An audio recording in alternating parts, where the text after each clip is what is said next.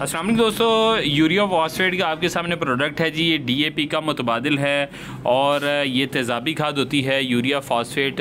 ये इसका फार्मूला 1744 होता है। 17% इसके अंदर नाइट्रोजन है, 44% इसके अंदर फास्फोरस होती है जी। और ये डीएपी के एक बैग की जगह इसको इस्तेमाल किया जाता है। और क्योंकि डीएपी का फार्मूला 1846 होता है तो इसका फार्मूला 1744 है।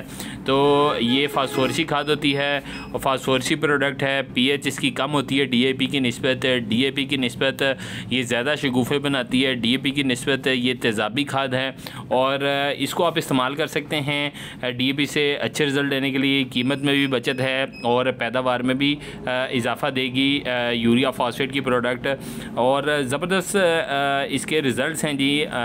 आप अपनी ज़मीन पर इसको तैयारी के वक्त इस्तेमाल कर सकते हैं। तैयारी में आप इसका एक बैग डाल सकते हैं। पहले पानी पे भी इसको आप इस्तेमाल कर सकते हैं। 10 किलो पहले पानी पे इस्तेमाल कर सकते हैं, 10 किलो ही दूसरे पानी पे इस्तेमाल कर सकते हैं। बहुत शानदार रिज़ल्ट हैं जी। इसको इस्तेमाल करें और शानदार रिज़ल्ट हासिल करें।